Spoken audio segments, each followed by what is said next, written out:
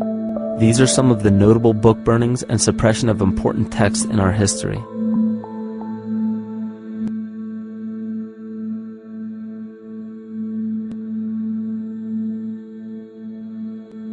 Yet after all of this suppression, there are still remnants of the dispersion of elder civilizations in nearly every country. There is tremendous evidence of ancient cultures visiting North America long before the conventional belief of European colonization. Barry Fell states in his book America BC, there are ancient inscriptions now being reported from nearly all parts of the United States, Canada, and Latin America, written in various European and Mediterranean languages in alphabets that date from 2,500 years ago. William Commonus Beaumont wrote, "The Toltec and Maya civilizations never originated on American soil, but appeared there full-blown, with a well-defined art and system of hieroglyphic writing which possesses affinities with Egyptian. It is found that there are thousands of prehistoric sites across New England and several other northern states showing inscriptions, carvings, and mounds created by Druidic mariners as far back as 800 BC. To suppress this information further, it was not only imperative for the bloodline to burn the documented texts containing true historical information, but to wipe out the cultures that derived from these ancient shamans.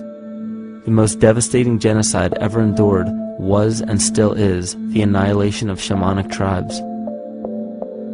We've lost our traditional roots and don't know about ritual. The dragon dances and the ghost dances of the Native American Indians, what do you think that was all about? All the shamans of the world, when they do their rituals, they're doing that. Their work, harmonically through dances, is to strengthen the immune system of the earth. You know, but they've been all murdered. So that was why in the 17th century, exactly the same period I'm talking about, there was an all-out agenda that when you come across indigenous people, you annihilate them. Columbus was sent on his expedition along with agents of the crown to disrupt the lives of the natives and seize mineral resources. He visited every island in the Caribbean, depleting the gold and taking as many slaves of the native Taino tribe as possible.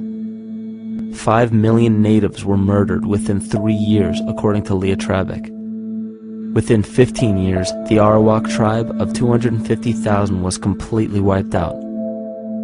The population of the United States prior to European contact was greater than 12 million. 4 centuries later, the count was reduced by 95% to 237,000. From 1494 to 1508, over 3 million people had perished from war, slavery, and the mines. Who in future generations will believe this? I myself, writing this as a knowledgeable eyewitness, can hardly believe it. My eyes have seen these acts so foreign to human nature, and now I tremble as I write.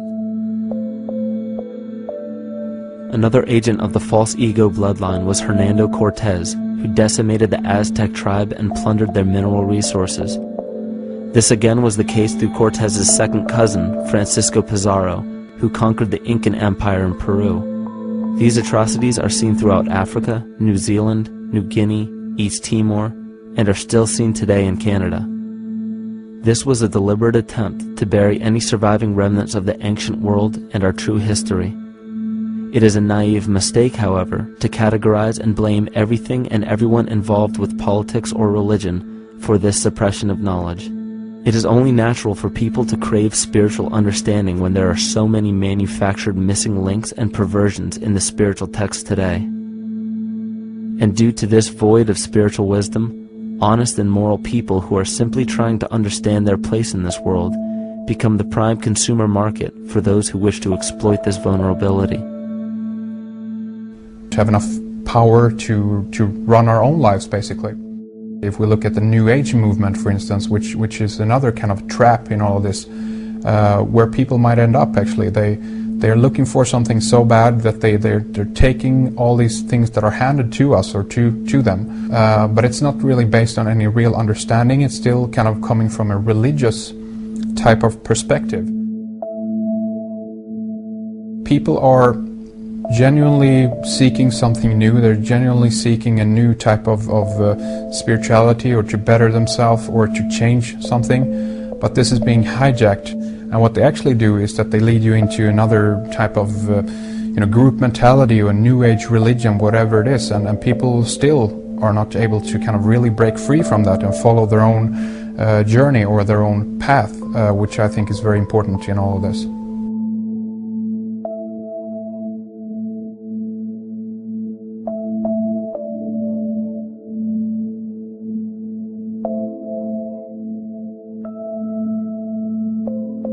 In the pre-Christian era, there were several cults of incredible power, most notably the stellar, solar, Saturnian, lunar, and mushroom cults. It is simple to see that worshippers of the lunar goddess comprised of the lunar cult. The worship of sun gods were indicative of the solar cults. The Saturnian cult, which consisted of Phoenicians and Canaanites, worshipped El or Eli. The biblical exodus of the Hebrews from Egypt showed that they entered Canaan and merged the lunar cult of Isis, the solar cult of Ra, and the Saturnian cult of El to form Isis, Ra, El. Israel. The old Israelitish cult and mythology, the Yahweh worship, the patriarchal legends, the sojourn in Egypt, and so on, are rooted in the religion of the sacred fungus, developed from the underlying fertility philosophy of the ancient Near East. The Jewish mitre, Muslim turbans, and military berets are derivations of the symbol of the mushroom cult. One of the first and most prominent, however, was the stellar cult, and a number of these ancient cults were created for shamanic purposes and earthly stewardship, yet some were taken over with different intentions. Just as you would imagine in any establishment of power, smaller cults formed within the main cults to worship individual deities. The cult of Mithras and the cult of Dionysus are two examples. You still today can see the Mithraic or Phrygian cap on the symbol of the seated Liberty dollar, the coat of arms of many countries, the reverse side of the flag of Paraguay, the seal of the United States Senate, and even involved in the solar cult holiday that we now call Christmas. In the cult of Dionysus, many festivals were celebrated, such as the Greater Dionysia, celebrated in Athens around the spring equinox. The foremost event in this festival was the Thymelic contest, in which poets, musicians, and entertainers performed in an open-air theater. Musicians did not have to pay taxes, and members of the Artists Guild did not have to participate in military affairs. The cult of Dionysus is still alive to this day as the entertainment industry.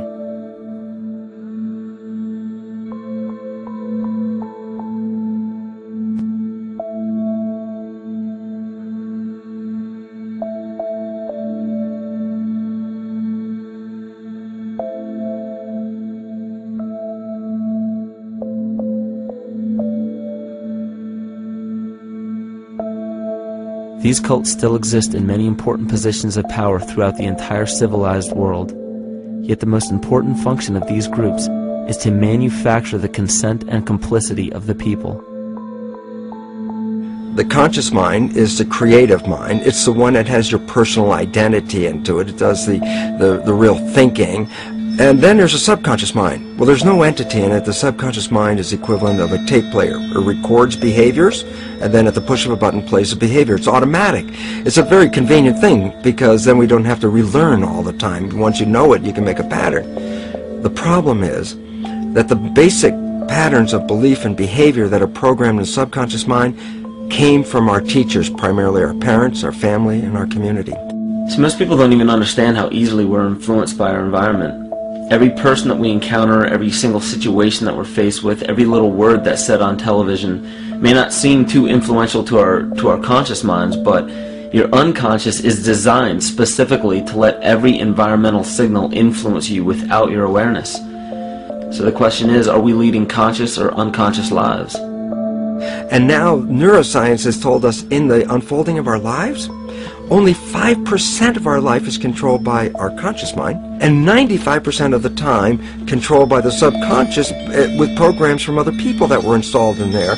And the problem is, it means when those programs are playing, we don't see them. And the skeptics will sit there and say, consciousness, archetypes, astrology? No. We create things with our hands, not our minds.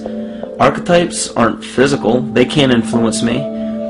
But when you think of the fact that we're only conscious of this small little fraction of our behavior, what we don't realize is that entire countries, entire civilizations that think they're free and independent, but are unconsciously too afraid to be free and independent, they will beg to be governed. And if they can't do it themselves, who do you think will consciously or unconsciously take that responsibility? It usually ends up being that strong, masculine, animus archetypal figure. When we think we're in danger, we're not looking for our mother to nurture us. We want our father to protect us. And right on cue with the age of fear, this age of catastrophe, the age of this parasite, we see masculine domination.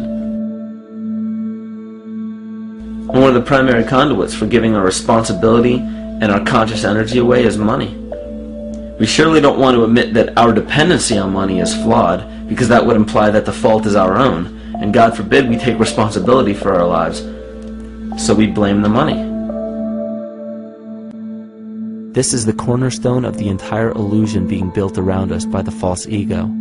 Money is said to be the root of all evil, yet it cannot be evil because money is only a symbol. Symbols carry only the faith and spirit of the observer.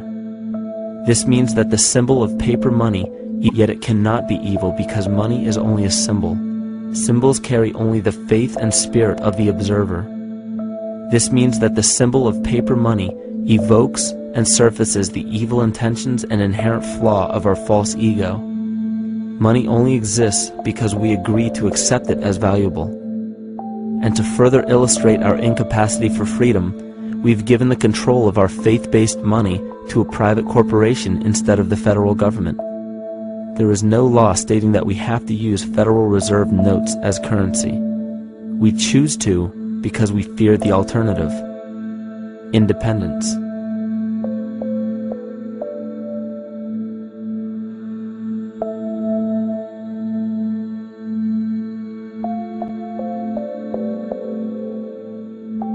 But it's not even really about money, it's about energy, because money is simply this material thing that allows billions of people to crave just one thing and put their energy into the same thing. It's not the plasma TV or the house or the lifestyle or the job or the significant other or the status that we're really after, because we know that we're empty. These people feel sadness and loneliness and void just like anybody else. And they either want to fill that void with materialism because they think that that'll make them feel better, or they want to sedate the void feeling with material possessions. So it all comes back to this feeling of having to put our dependency into an external source, something that we have absolutely no control over. What we're seeing right now is with all the competition of each other destroying each other, wars, competing for material existence, raping the planet and tearing it apart to get some pieces of it to hold in your hands and say you won the game.